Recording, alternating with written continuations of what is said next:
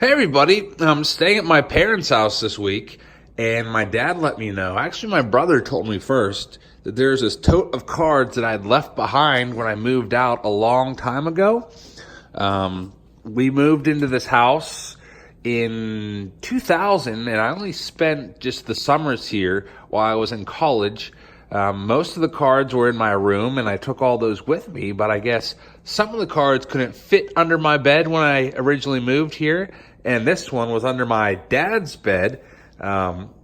He always thought it was my brother's, so he said to my brother John to go through it, but my brother told me these were all my cards from my childhood, and I haven't seen these since probably before we moved here, around 2000. So I'm guessing most of these cards are from 1996 and earlier. So we're going to go through my collection here, well, a fraction of my collection, and see if we find anything good. My brother said there was some pretty decent cards in here, so it'll be fun to look through and see what is in these boxes. Altogether, it looks like there's probably about 7,000 cards here, so we'll start with, I guess, the small box first, about a 500 count box. No label or anything on this box, so I don't know what I was thinking when I was a kid here.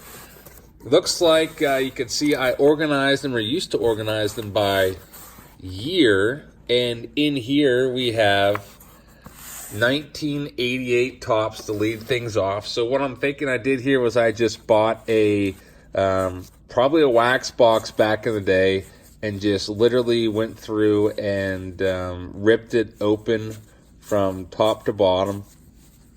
Probably took out the good cards and just threw all the base cards there. So this was probably a rack pack box that I bought, because rack packs, you got the all-star cards in them. And judging by, Harold Baines was always a common to me. Judging by the way I have it arranged, Nolan Ryan is still in there. That's pretty nice. I probably just ripped through a wax packs box and then kept all the commons. That's that. Pretty bland. Then we have a 1988 Topps Big section here of cards. Probably get another wax box. These were not too exciting, but I personally didn't like Topps Big just because they didn't really fit in, like the sleeves and the penny sleeves and the top loaders. Looks like I actually have these organized by player, so I probably put together a set. I used to do that every now and then. All right, that's it for that box. Let's pull out another one. This next box is an 800 count box, and this is definitely my collection. I was just talking about this the other day in my brother's live stream. There's the Fred McGriff Elite Series card.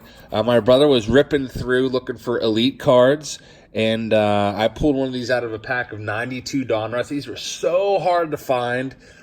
All throughout 91, I never found one.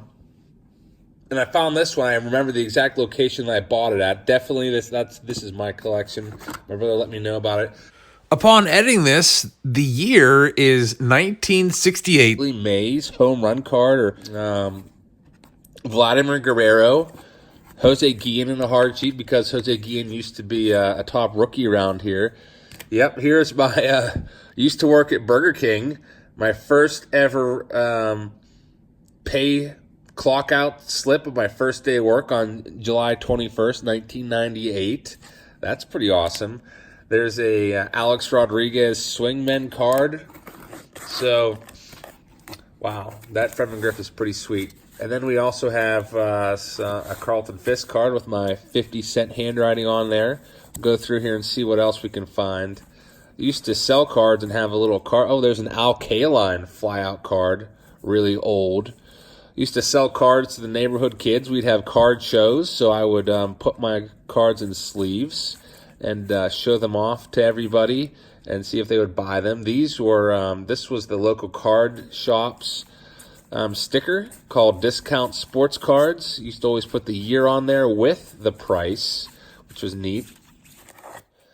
We would usually have our card shows in the backyard in the summer. In the winter, we would all just go into our living room, and we would all just take a corner and set up our cards and stuff. I remember one time my brother spent his entire savings at my card store, and my mom made me give him all the money back. I used to make grab bags where I would put a lot of different cards in there, and they were 50 cents a piece. And I think he ended up buying all of them, but he was like real young, so he didn't really realize, that he just spent all his money. So I gave him his money back. Andy Pettit. You can see I used to be a big fan of Mariano Rivera and Andy Pettit back in the day because their cards are all nice and sleeved up. You'll notice that most of these cards, here's a nice McGuire reprint. I think that was, 96 or so that was put in there. Most of these cards are from the mid-90s. Stopped collecting right around 96 to 97, I think. I might have done a little bit in 98, but stopped right around that time period. Just looking for other cool. There's another Rivera. I used to love Rivera. It'd be cool if I found my Mariano Rivera rookie card in here. That would be pretty sweet. It's a nice sale price on a Mike Piazza. And my college ID from freshman year, from 2000, I guess. Washington and Jefferson College. College ID. Used to have to show that to go get your meals and stuff. Then I used to keep all my gold cards in here from 94 Tops because I thought they were going to be super valuable. So I used to keep those set aside. A little extra layer of protection there, keeping them in the cube.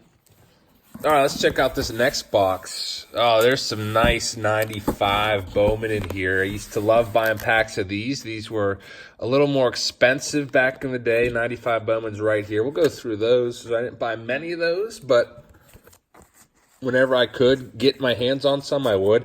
Also, it looks like we have some 95 Fleer here, which is one of the ugliest sets. I don't know why I even spent money on these.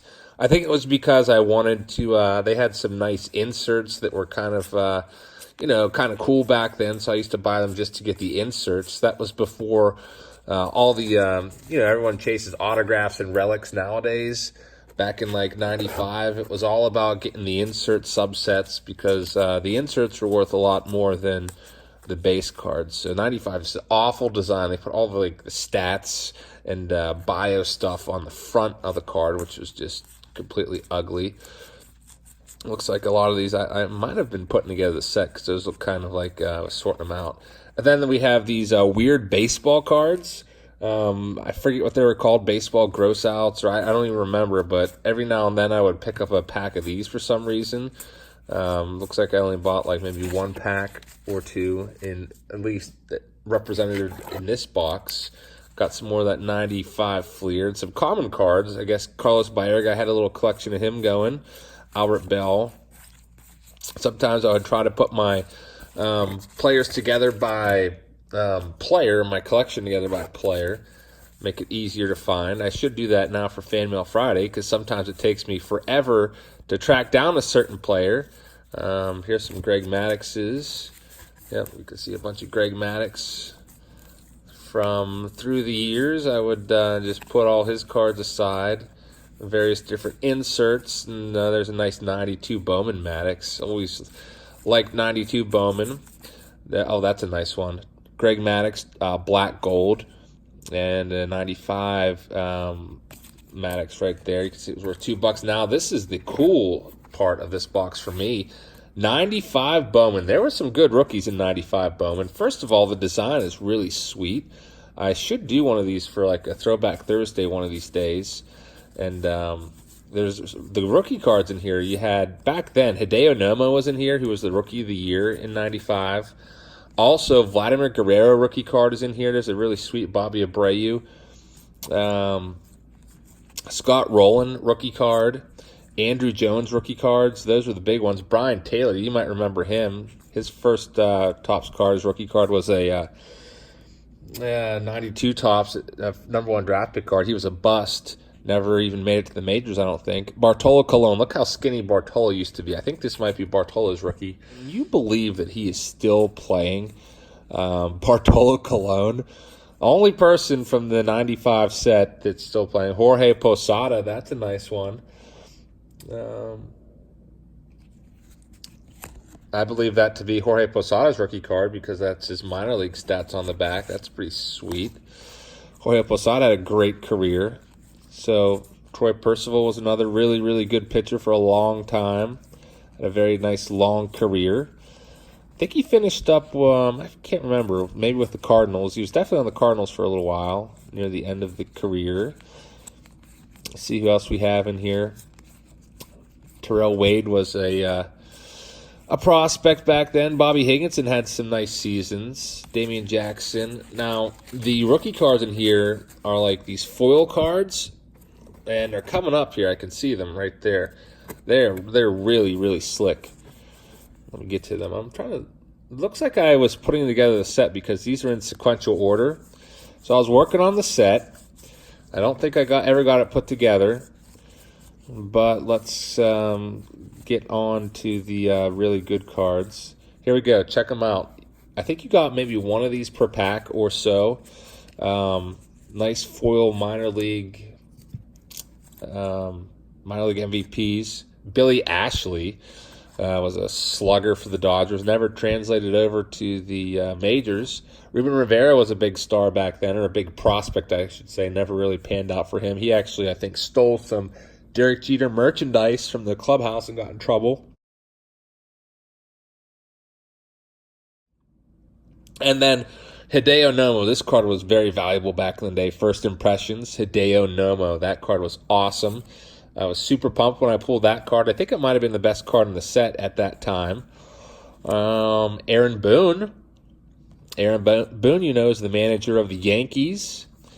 Tony Clark. He's the union chief now for MLB. MLB Players Association. Chipper Jones. That is a sweet card. Chipper Jones. Hall of Famer. Not his rookie card, but still really awesome. Scott Rowland. Super awesome card. That one was also pretty valuable back then. I believe Vladimir Guerrero. I don't have the Vladdy. And then we get to the major league portion. So the first part of the set, it looked to me to be all the younger players.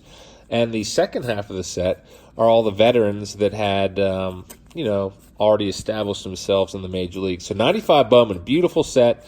Love it a lot. Glad that I was able to find it and feature it in this video, this look back to my old collection. So with that, let's go on to the next box and see what is in there. This next box, I could see, I used to write lightly on them so I could always kind of like erase it and change the labeling. This says 93 Topps doubles. 2B is like the, the abbreviation for double in baseball. So looks like these were, they're a little bit dusty here. All my 93 Topps doubles.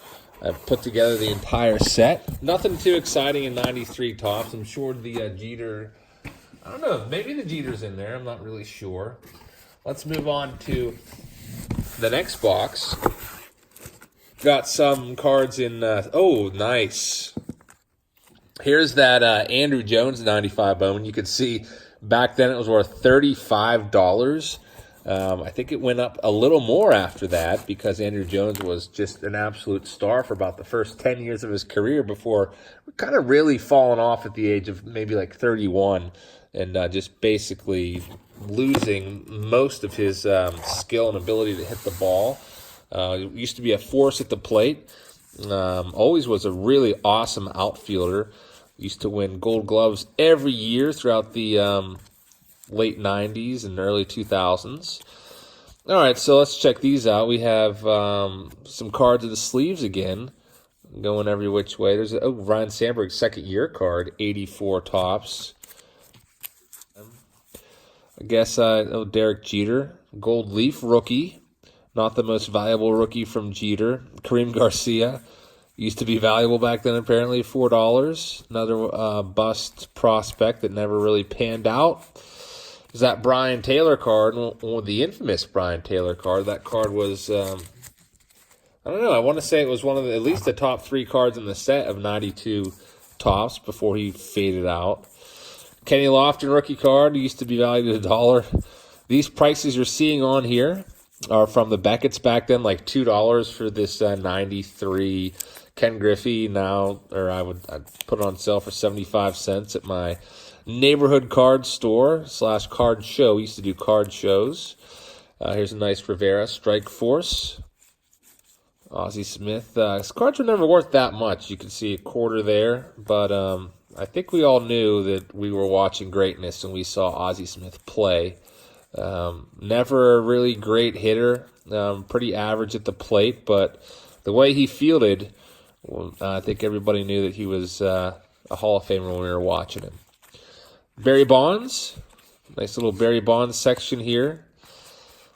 I used to always not really like 96 Fleer because it felt to me like they were made out of like recycled cardboard. Like I can't really explain it, but the texture of it felt like recycled cardboard, not glossy at all. Got a lot of 93 tops. I would imagine like if I did a spreadsheet of all the cards I originally bought, 93 tops would probably be the most by far throughout all the years of my childhood collecting. There's a 94 prospect set that I must have picked up somewhere, and there's a bunch more 93 tops in this box. So that's it for this box. We got 4 more to go.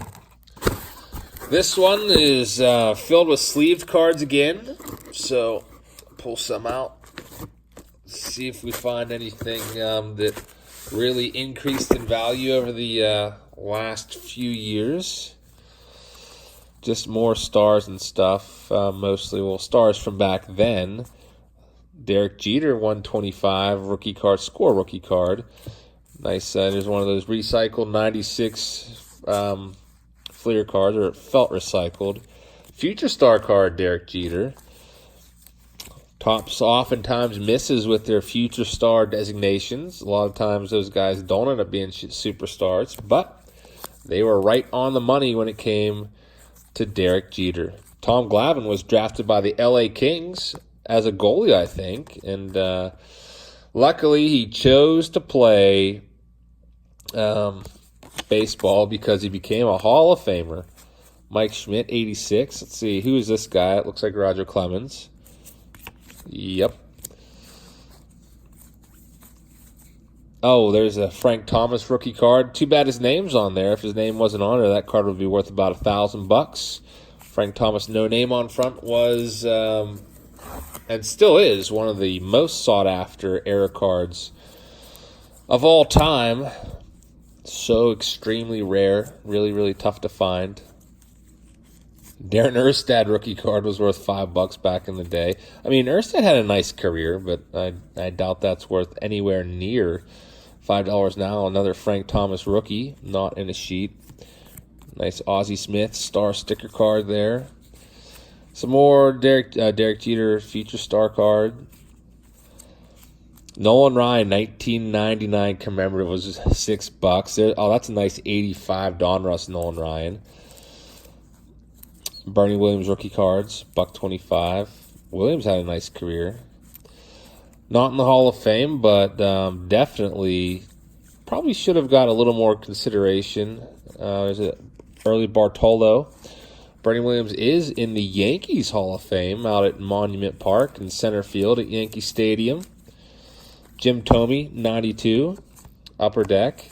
Pretty cool one.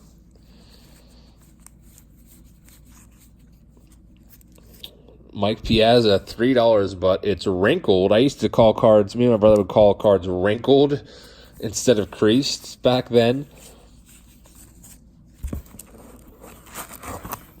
It'd be like, I don't want that card, it's wrinkled.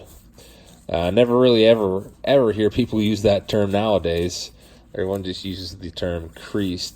Like if you go on an eBay listing or whatever, just says has a crease or whatever. We used to say it had a wrinkle. Here's an 84 Cal Ripken, was worth $6 back then. Nice $2 price tag on there. So see, I was willing to cut deals.